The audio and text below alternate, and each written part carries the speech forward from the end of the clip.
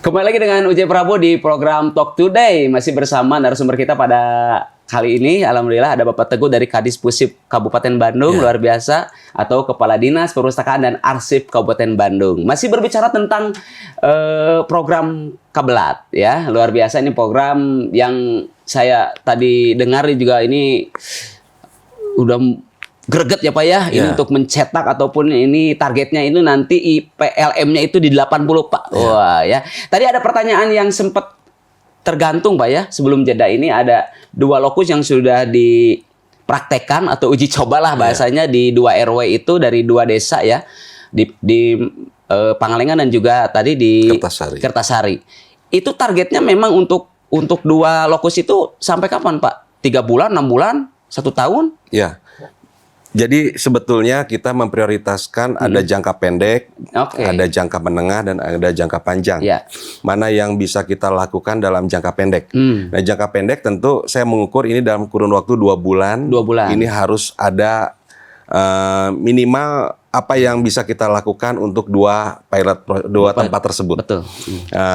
Salah satu yang kita lakukan pertama tentu Kampung Bedah Sejahtera tidak akan berdiri apabila tidak ada regulasi, tidak ada aturan. Dia ditunjuk apabila hanya sekedar ditunjuk oleh kepala dinas, besok kita buat di tempat ini Kampung Bedah Sejahtera, tapi tidak ada payung hukum yang jelas, pasti kepala desa tidak mau.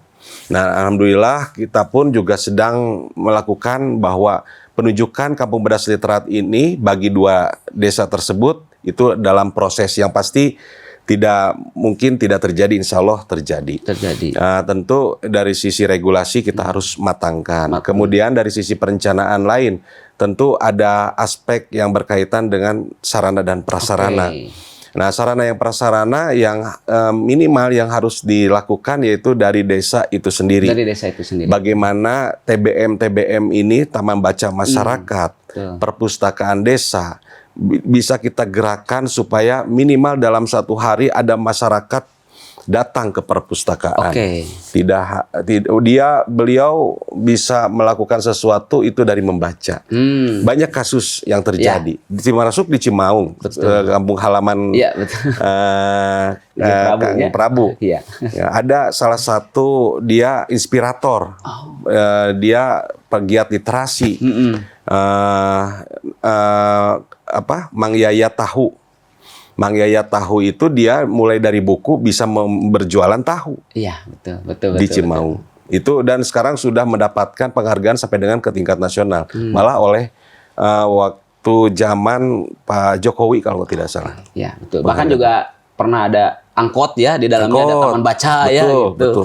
Luar biasa, itu merupakan inovasi-inovasi ya untuk menyentuh masyarakat sadar membaca ya.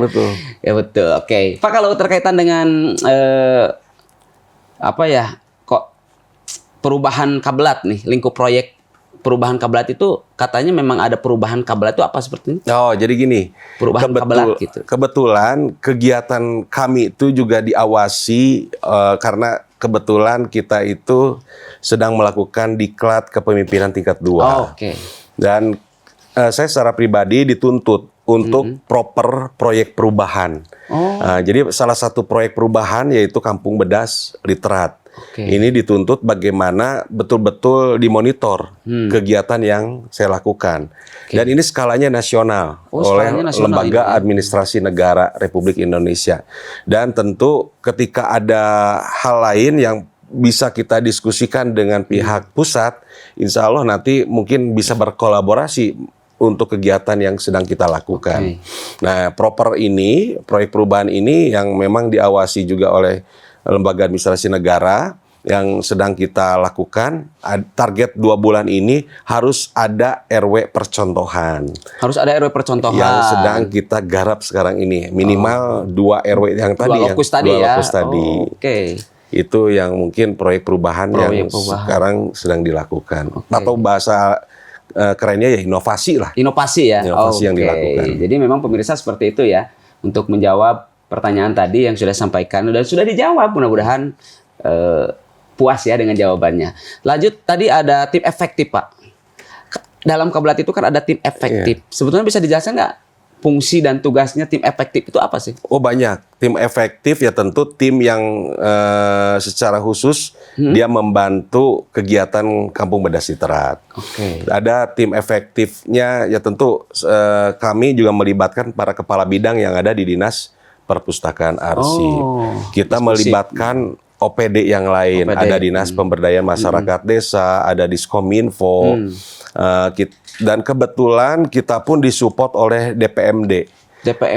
Ada regulasi khusus dari DPMD terkait anggaran dana perimbangan desa, melokuskan di setiap desa harus menganggarkan untuk pengadaan buku.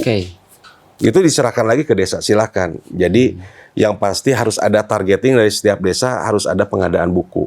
Nah ini sebagai salah satu pemicu masyarakat di sekitaran untuk bisa mendapatkan koleksi-koleksi buku.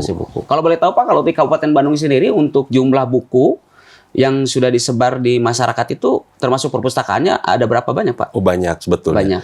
Di perpustakaan nanti Kang Prabu saya minta juga hadir di perpustakaan. Oke, karena perpustakaan Kabupaten Bandung mungkin Kang Prabu belum pernah nih. Di sana ada kurang lebih 25.000 buku. Baru di perpustakaan Kabupaten Bandung saja.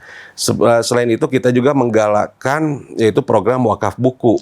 Mulai dari PNS, BUMD di sekitaran dan masyarakat yang ingin menyumbangkan buku yang dia telah baca, tapi apabila buku itu disimpan tidak memiliki nilai manfaat, apabila dia serahkan kepada kita, insya Allah kita pun juga akan menyerahkan kepada yang membutuhkan.